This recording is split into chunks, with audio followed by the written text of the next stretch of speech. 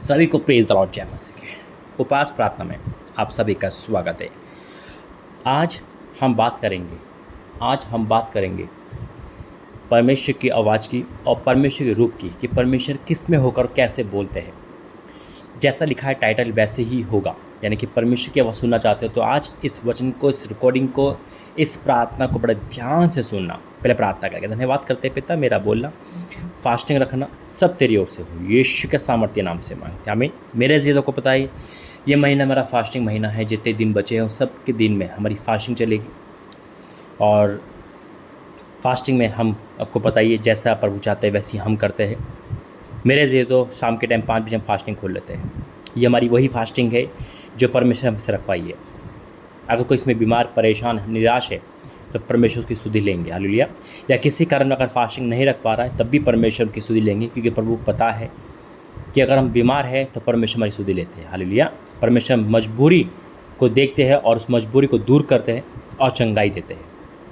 आज बहुतों का मन प्रार्थना में होता है, लेकिन शैतान उसको आगे नहीं बढ़ने देता। शैतान रोकता है, भूख के कारण रोकता है, नींद के कारण रोकता है, नाना प्रकार के पाप के कारण रोकता है। शैतान की बहुत बड़ी योजना होती है, प्लानिंग होती है, जिसे हमें समझना जरूरी है।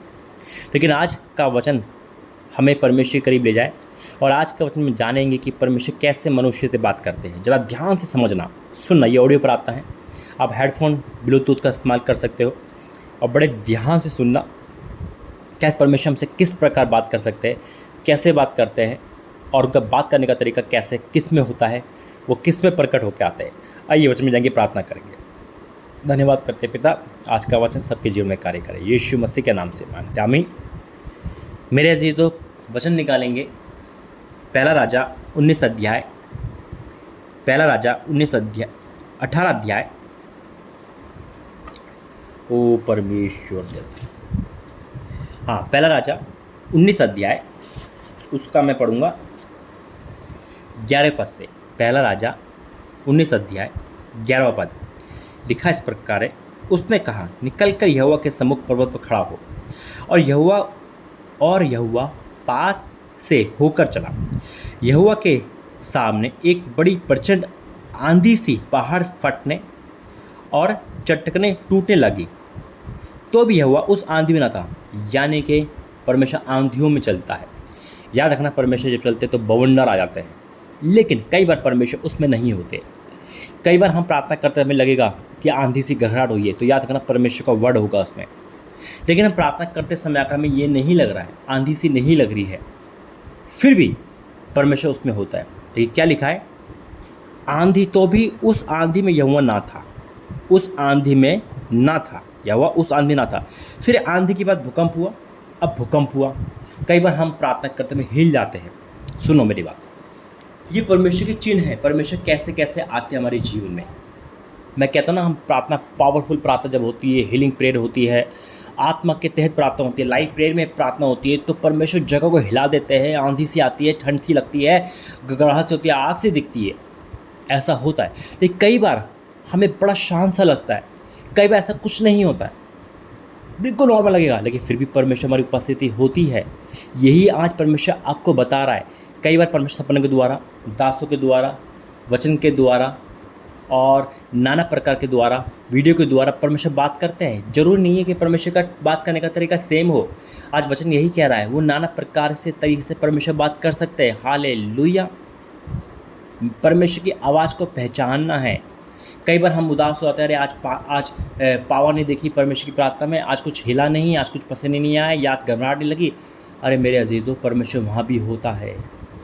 कभी कभी परमेश्वर बड़े शांत होकर भी बात करता है।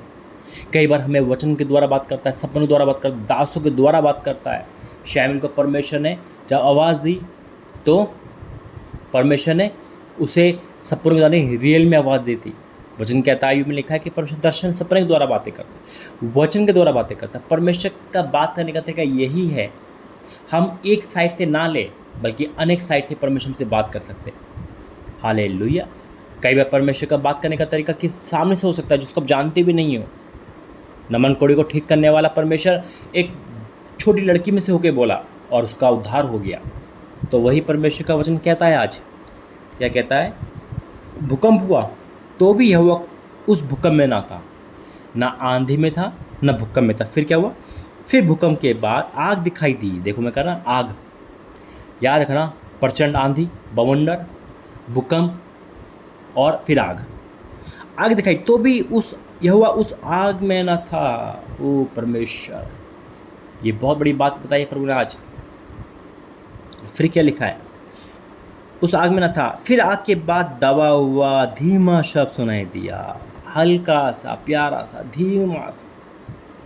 कई बार आपको हल्की सी आवाज़, हल्की सी सनसनाहट, हल्का सा टच, हल्का सा प्रकाश दिखेगा और परमेश्वर उसके अंदर होगा।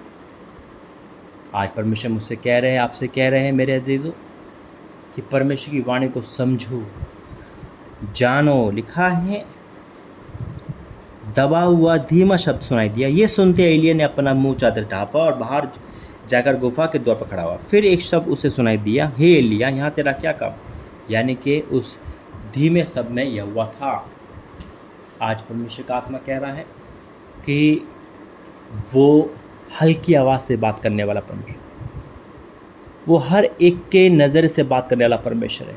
जैसा आपकी भाषा है वो उसी भाषा में बात करने वाला परमेश्वर है। हालेलुया।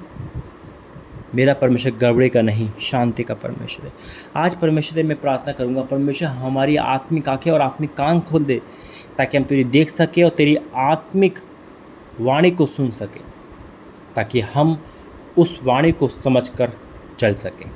मैं विश्वास करता हूँ कि आज से आप परमेश्वर की आवाज़ को पहचानोगे और पहचानने के बाद जिस भाषा में परमेश्वर आपसे बात करना चाहते हैं, यानी कि जैसे भी बात करना चाहते हैं, वो सुनकर समझकर वैसे ही करोगे।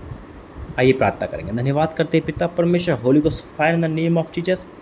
पिता परमेश्वर, मैं आपका धन्यवाद करता हूँ आज की इस प्रार्थना के लिए, इस फास्टिंग के लिए, इस अद्भुत कार्य के लिए मैं आपका धन्यवाद करता हूँ कि हम आपकी आवाज़ समझ सके, परख सके और जान सके, सुनकर समझ के काम कर सके।